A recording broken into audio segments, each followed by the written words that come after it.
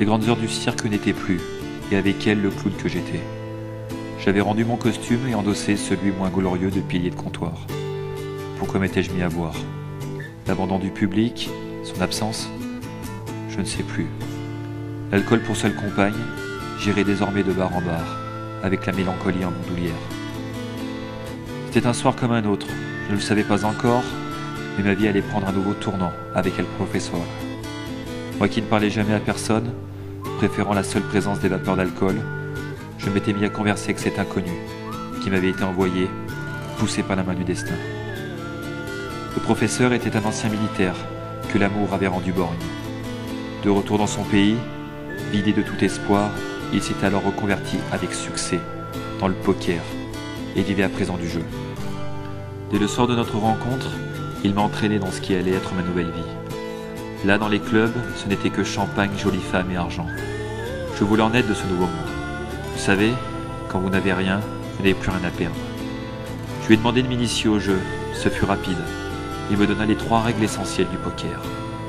Ne pas parler le premier, ne pas se laisser troubler et ne pas commettre d'excès de vanité.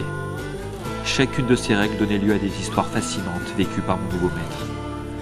Choisir ses partenaires n'était pas une règle, juste un conseil qui pouvait éviter de trouver, comme ce fut son cas, son nom inscrit dans les avis d'obsèques. Grâce à ces précieux conseils, je suis devenu rapidement un joueur reconnu et craint. Tout allait pour le mieux, les succès s'enchaînaient. Jusqu'au jour, au prix d'un excès de vanité, j'ai crié tapis un peu trop vite. J'ai alors tout perdu. Pris de la fièvre du jeu, je voulais évidemment me refaire. Le professeur, mon ami, m'a prêté ce dont j'avais besoin. Malheureusement, je continuais encore et encore à perdre.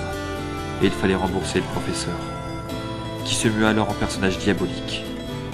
C'est en nature qu'il a voulu que j'éponge ma dette en lui donnant mon œil. C'est l'histoire qui se répétait.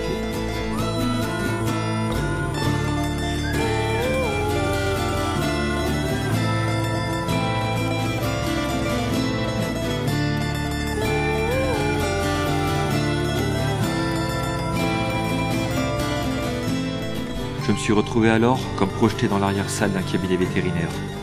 Les souvenirs sont flous, juste ce type qui s'approche de moi avec un scalpel à la main. Ensuite c'est le trou noir. C'est une femme qui m'a réveillé avec ces mots. N'ouvrez pas vos yeux. J'ai vite compris que ce n'était pas un cauchemar mais bien la réalité. Je n'avais plus qu'un œil. La douleur était immense. Je ne dormais plus, je ne mangeais plus. La mort me guettait. C'est alors que j'ai ouvert l'autre œil. C'est incroyable mais j'étais immergé dans le corps du professeur. Placé aux premières loges, je pouvais voir sa vie, vivre sa vie.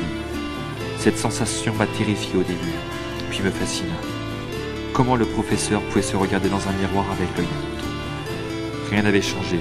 Il passait ses journées et ses nuits à pratiquer son sport favori, plumer les joueurs de poker.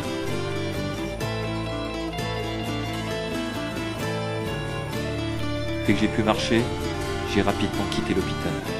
J'avais préparé un cocktail explosif à l'attention de mon ami. J'étais impatient de voir sa réaction. Quand je me suis retrouvé face à lui, j'espérais voir de la peur. Il m'a surpris une nouvelle fois en me tendant une arme. Auras-tu assez de crampes pour me tirer dans la tête?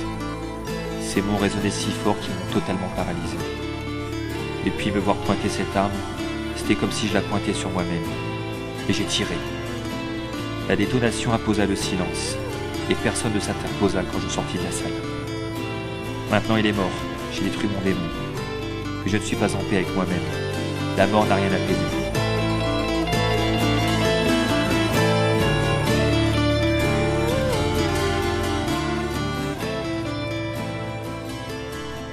Je suis seul dans ce bar, comme avant ma rencontre avec le professeur. Je me sens encore plus inutile qu'avant. Je veux partir l'esprit libre, certain de ne pas avoir tout loupé dans ma vie.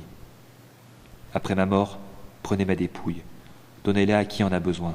Greffez ce que vous pouvez greffer. S'il y a une vie après la mort, peut-être naîtrai-je dans l'œil d'un enfant qui ira applaudir les clowns.